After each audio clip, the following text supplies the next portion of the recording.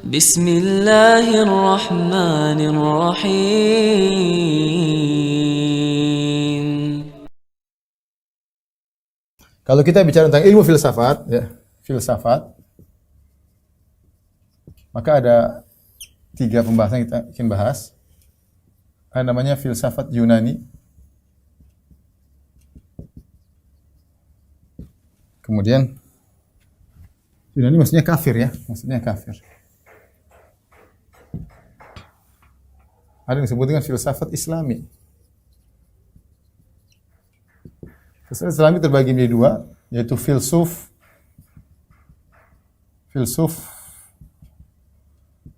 yang benar-benar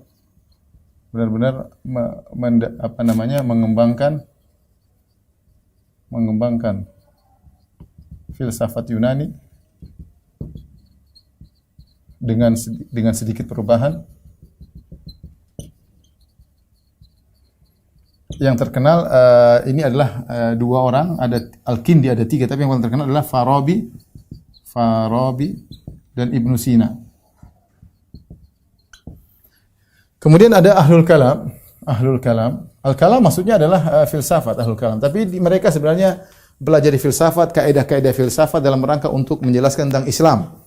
Ahlul Kalam ini maksudnya adalah Al-Jahmiyah, kemudian Al-Mu'tazilah, kemudian Al-Asy'ariyah. Mereka dikenal Ahlul Kalam, yaitu orang pelajari filsafat. Mereka tidak membantah Farabi, Ibnu Sina membantah filsafat Yunani. Mereka juga belajar filsafat, tapi ternyata mereka juga terpengaruh. Ya, kita ini sebenarnya ingin bahas bagaimana pengaruhnya ini filsafat Yunani, pengaruhnya kepada ini dan kepada ini. Bagaimana pengaruhnya? Ini yang mau kita bahas, ya. Pengaruhnya bagaimana? Sehingga tatkala ada pengaruhnya, maka itulah para ulama kenapa mengangkatkan tentang bahaya filsafat Yunani. Dan saya katakan filsafat Yunani yang ada berbagai macam, yang sudah saya sebut secara 2, yaitu filsafat ilmu dunia, seperti sosiologi, kemudian fisika, kimia. Ini nggak ada masalah, ini boleh-boleh saja orang belajar sebagai bahan pemikiran. Benar salahnya urusan belakangan, tapi boleh-boleh saja. Kenapa boleh-boleh saja? Karena objeknya adalah sesuatu yang dilihat, mahsus, indrawi, musyahad, dilihat. Ya, Anda melihat manusia, Anda bisa bikin teori tentang manusia. Anda melihat sapi, Anda bisa bikin teori tentang sapi. Anda melihat bintang bulan, Anda bisa bikin teori, nggak ada masalah.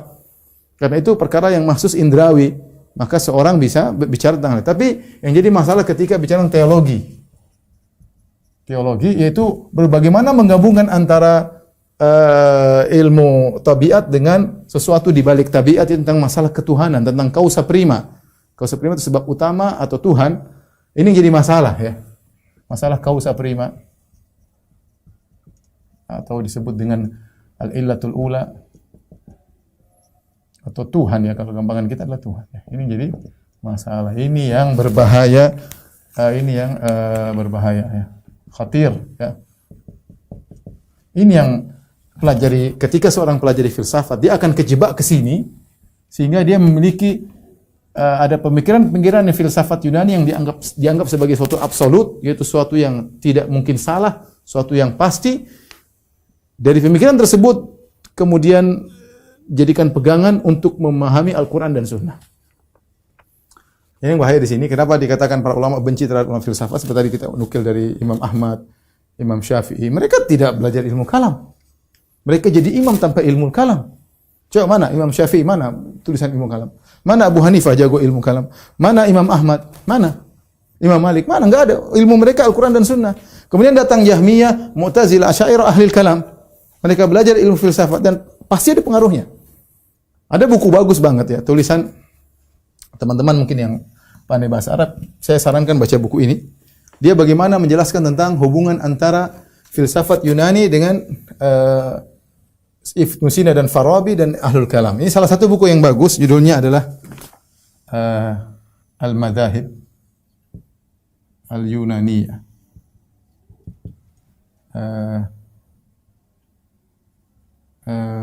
Fil Alam Al-Islami, kalau nggak salah, ya.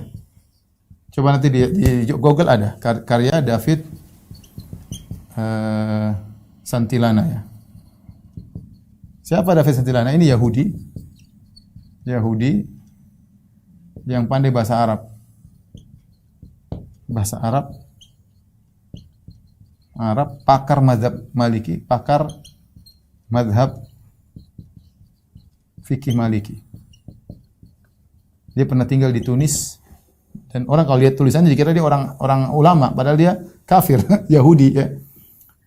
Dan dia punya buku tentang ini, mazhab Yunaniyah fil alamil islami, yaitu bagaimana mazhab Yunani berpengaruh pada dunia Islam. Ini buku menurut saya paling bagus. Meskipun bacaan saya tidak banyak, tapi saya baca beberapa buku yang menjelaskan berupa hubungan antara filsafat Yunani dengan filsafat Islam. Maka ini buku yang saya rekomendasikan, ya, David Santilana. Dia membahas tentang bagaimana hubungan antara filsafat Yunani dengan filsafat Islam. Baik, ini dulu. Alhamdulillahi Rabbil Alamin.